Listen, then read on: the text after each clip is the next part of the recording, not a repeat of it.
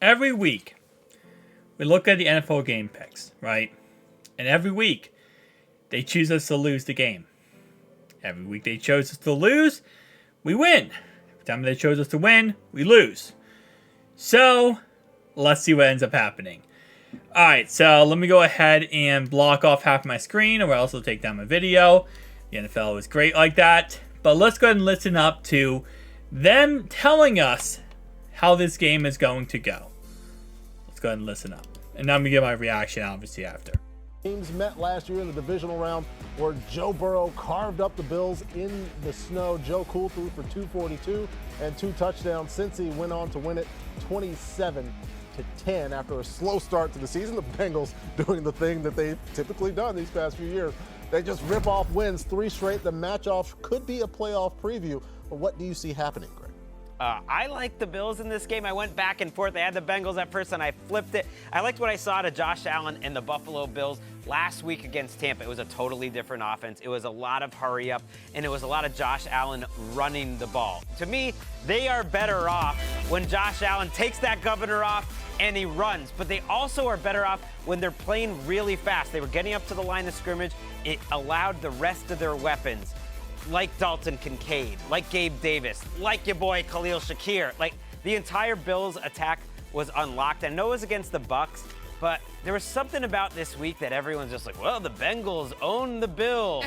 And the Bengals, now they're back. And I just didn't like that. And I think the Bills are kind of like a team that's been at the top for so long. They get up for these big games. They only feel alive when they're in one of these big games. I think they're going to play their best. I mean, I love it when we're aligned. I love it when we have the same margin. I, too, have a 1-point win. A slightly lower scoring game projected for me than for Greg. Aw, she picked us last time. Come on now. 24-23 is my final score. But I do want to talk about Joe Mixon, because one of the areas where the Bengals were like, hey, watch that Bills defense. You can run all over them. Joe Mixon, he's back. You saw what he did against the Niners. That you doing my voice? No, I'm fan? Those are more other fans talking to each other. I love the it. fans you were talking to were the talking to the fans I'm They're talking doofuses. to. That's Yeah, who they are. exactly. But you know who's there now? Linval Joseph. You know where he was before? Probably on his couch, Yeah, chilling. like doing some working out, getting a good lift in, you know, all those things. But that's going to help shore up that middle now that Daquan Jones is not there, which was a huge. All right, hold up. I was gonna wait till the end to get my thoughts and opinions, but she just said, you know who's in there? Linval Joseph. You know where he used to be? His couch. Linval Joseph was the Minnesota Vikings D tackle for a very long time. He was a very solid D tackle for a good amount of time. He was a great run stuffer. As she alludes to, yes, he was on his couch because he was a free agent. And he has not been that good in years. I just want to point that out there, that to her perspective, she is right, because he actually was a pickup off free agency because he isn't that good anymore. He used to be pretty good with the Vikings. Huge loss for the Bills. I'm not suggesting Linval Joseph is going to make up for that, but between him and Rasul Douglas becoming a part of this team, this defense is not as injured as the one that we saw even against Tampa Bay. Well,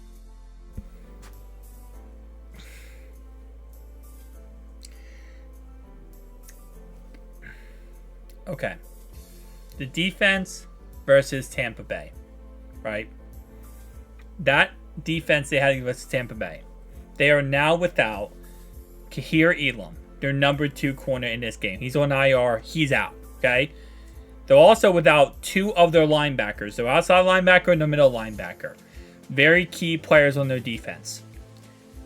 They're without 3 starters on their defense. How are they nothing different than the game versus the Bucks? Oh, as you said, they're not worse than that. Yes, they are 1,000 times worse than that with having those 3 starters out. If you don't have those 3 starters, you are light years worse than it was before. And then the third cornerback had a hamstring injury, and he was limited in practice yesterday. And then Rasul Douglas just got there. Their defense is more injured in a worse spot than they were on Thursday. I disagree with her on that one. I will prevent you guys from being concerned about a meme alert here because I will take the Cincinnati Bengals. They've been playing such good football. The Bengals defense has given up more than 20 points since week 4. They held Geno and company to 13 points in pay court. Look what they did against Brock Purdy, forcing turnovers in crucial situations. We've seen this defense deliver late into the regular season and into the postseason. I think they have an opportunity at home. If I could take a straight on with the Bengals at home in a big game, the way Joe Burrow's playing right now, the way Jamar Chase is playing right now, do it. It's a fair point.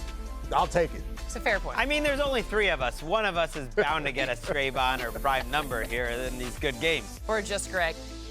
All right, so let me break this whole entire thing down because, by the way, Stray, my man, GG on that one. Good guess there, good prediction.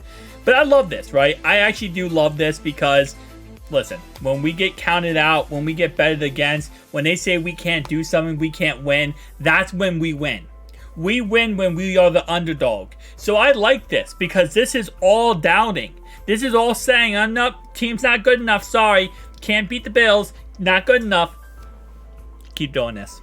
I love this. This is the mentality that gets us the wins. This is the mentality that wins us these games because you doubt us and that's what wins us the games. All right, so going through it real fast. 2 of them predicted the Bills. 1 predicted the Cincinnati Bengals. I'm going to kind of dissect those 2 points that he made and she made on the right-hand side. The line on the left, W guy, don't have to worry about him. So, yes, I do agree that against the Buccaneers, the Josh Allen and the Bills ran a fast offense, right? A very real quick-paced offense. A lot of it is what we've been doing the last couple weeks is where you do a fast-paced offense so the defense can't get, their guys out there. They can't rotate so that they get tired and, you kind of pick apart that defense and slowly methodicalize down the field. Now, the thing is, though, the Bucs defense is here and the Bengals defense is here. There's not even in the same atmosphere right now, okay? We have probably the top 5 defense right now in the NFL. And I say probably because of the fact that I don't know exactly where we're ranked, but the last 3 weeks, our defense has been top 5. I know that for a fact. So, we have one of the best defenses in the NFL. So, please do not connect Bucs defense and the Bengals defense. That is nothing the same. Them being able to move the ball down on the Bucs defense is nothing like they're going to do to us with our defense. Number 2, we're playing at home, right? That's a huge advantage. We play our best football at night in our home stadium. It's just a fact. That's number 2. Number 3, you didn't allude to the fact that Josh Allen does have a shoulder injury. He does, and that's going to be a huge factor in this game. Because if he takes a couple of sacks, things could get really bad very quickly for him. Number 4, well, yes, they do still have a great defense. You didn't allude to the fact that they have 3 key players out on defense. That's nothing to look away from. We still have Jamar Chase, T. Higgins, Tyler Boyd, Yoshi, Irv Smith, Joe Mixon, all these guys. Well, yes, they picked up Linval Joseph.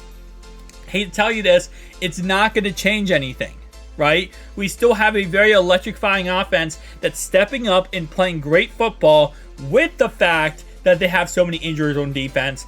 I don't think a point on why they're going to win is their defense. I think a point where they're going to win would be their offense. But even then, we have an electrifying defense. So I love it because they're predicting against us, which means we got underdog mentality and we're going to win this game. We're going to win this game no matter what. But the more they doubt us, the better we do. And I just absolutely freaking love this. More ammunition, more fuel to play our best game of football possible. And, I know none of these analysts here probably didn't watch last week's game or knows the fact that now we run under center football because no one here even pointed it out. They're like, oh yeah, Joe Burrow is playing better. I don't know. Maybe I'm always asking too much from analysts, I guess. Because I would say, if I was an analyst on this panel, I'd be like, and yeah, so they finally were able to go under center football because of Joe's injury being, okay now. They're able to move around with Joe Burrow, so they ran under center and shotgun, and that gives them the ability now to actually, open up the offense. They don't know that. They don't know any of that. Their job is to be a football analyst and talk football all day, but they don't even know about football. That's my problem. Anyway, though, it's whatever. It's whatever at the end of the day. You predict against us, as we can see right here. 27-24, 28-27, and then 24-23. 2 Bills predictions and 1 Bengals prediction. We'll win on Sunday night, and we'll prove you wrong yet again. We have to prove you wrong every single week until the Super Bowl. We'll do it. Thank you guys for watching. Peace out.